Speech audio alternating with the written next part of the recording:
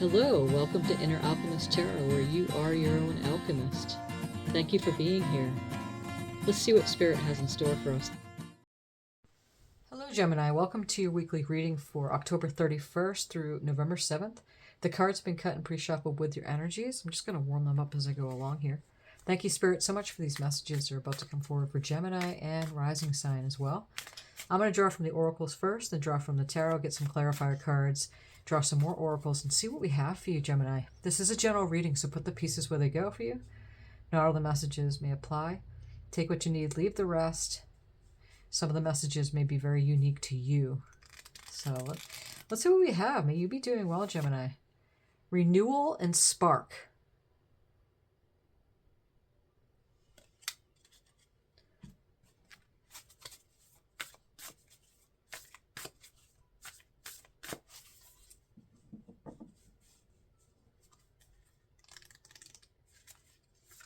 Phoenix and transmutation.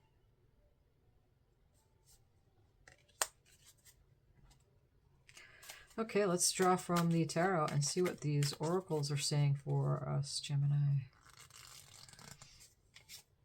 Seven of Cups.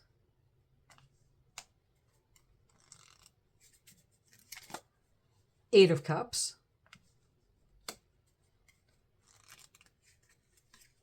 Ten of Wands. On the bottom, we have the death and rebirth. Wow. Something's coming to an end. Something is happening here that's is a big formation, transmutation.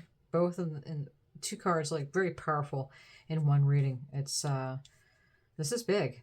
Okay, so which is creating a renewal, a spark.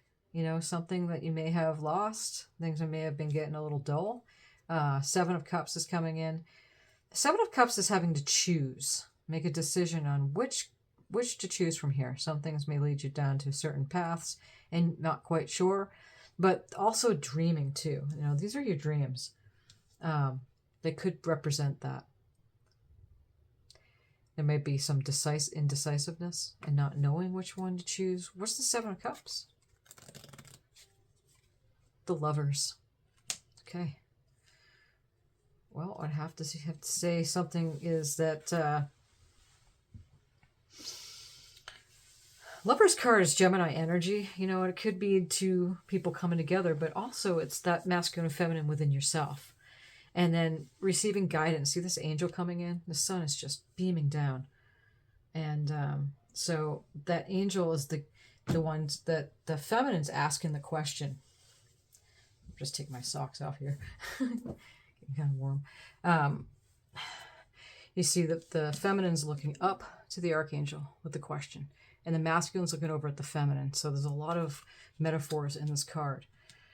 So when you're making a decision on something, you know, if you're checking in with yourself, you can't really have that indecisiveness, and you'll be able to choose. So this is the renewal, which is here, that's creating a spark. It's creating something here. It could also have something to do with choosing a partner, you know, because there's the Lovers there, or there might be something coming on this week. It's creating a spark with someone perhaps you already were with. Put the pieces where they go for you. Eight of Cups is walking away from something emotionally unfulfilling, and she's walking on to the sun. After burning it, it's like whatever it was that she was letting go of in that bowl, you know, the fire transmutates, just like the Phoenix here. And, you know, the Phoenix, all the story behind the transmutation story of the Phoenix is jumps into the fire, burns down to ash, and is reborn out of its own ash. So whatever's going on in this bowl right here, metaphorically, you're moving on, and the sun is coming up. So walking away from things that were not satisfying. What's this Eight of Cups? The Hangman. This Piscean energy here too. Okay, so it's giving you a different perspective. And you're glowing. You see how the person's head is glowing in the Hangman? It's like lightening up. Again, the spark. The spark happens when the renewal happens. You get your life force back. again, the story of the phoenix, the transmutation that's happening. See, transformations are one thing. Change, transformations happen all the time. But a transmutation is something that you'll never, ever the same. It's a totally new beginning. Ten of Wands is just putting it down, walking away, moving on. Tens are completion. Wands are action. Just taking that action and moving on from something. It's creating, it's an ending. Something's ending.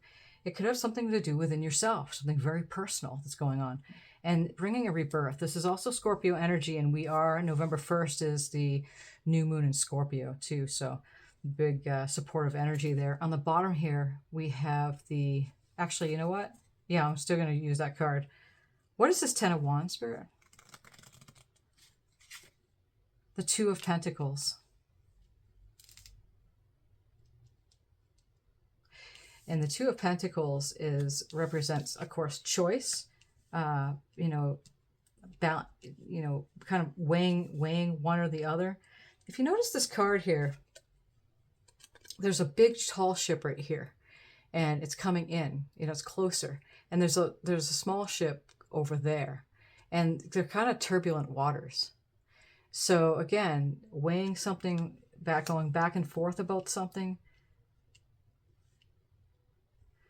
It also can mean, juggling too many things at once, too. An overwhelming feeling of that. But again, there's a death here and a rebirth, a transmutation, in fact. So it's very, very potent and powerful for whatever this is that's been occurring. And the Emperor comes in here, and that's Aries energy. Emperor comes in and is the King of Kings, taking charge and making the decision. And that's the energies in which is supportive for this week, what's going on here. So even though there might be something coming up with that Two of Pentacles energy, it doesn't matter, because there's something really big that's trumping over everything, and that's that transmutation that's happening here. Let's see what other messages.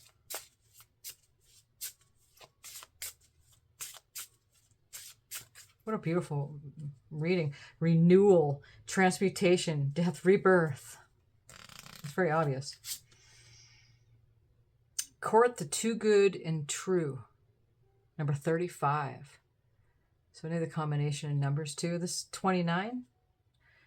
So good numbers for you for this week. Court the Too Good and True.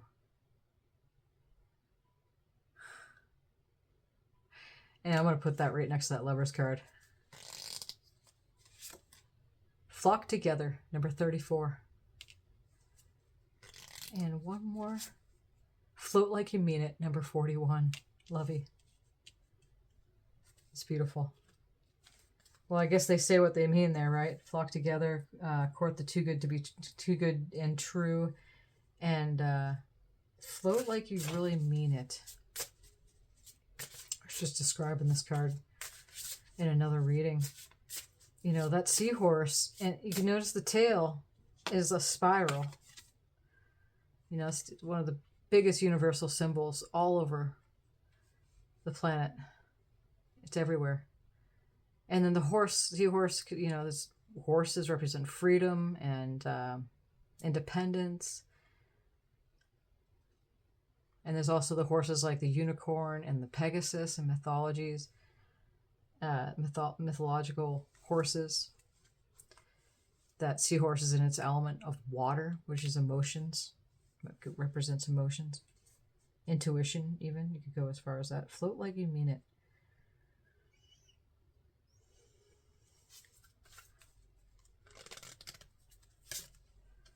Number 8, Dragonfly.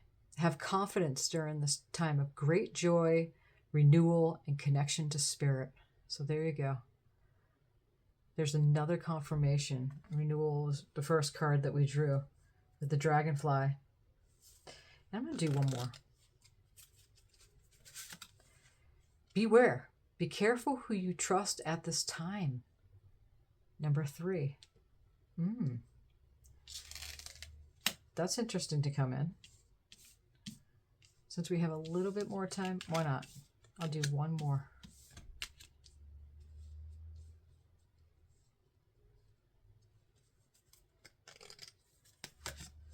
Mountain, number 22, master number 22. Know that you are protected as you face challenges, but remain cautious. Okay. Well, there's some extra messages that are added to this reading besides the big message of you going through a massive transmutation. So maybe because of the, again, when you're going through transmutations or any kind of change and rebirth, you tend to be vulnerable, And so I could see how this card, be careful who you trust at this time coming up, might be coming up some protection issues, right? But that's fleeting. Because you're protected, and as you go, maybe run into something that make you feel vulnerable. But definitely have that confidence during the time, because you are very much connected to spirit. Okay. All right, Gemini. Thank you so much for these messages, Spirit. Thank you, Gemini, for being here. Thank you for subscribing and giving a thumbs up on this reading if it's resonating with you. I sure do appreciate you. Until next time, many blessings.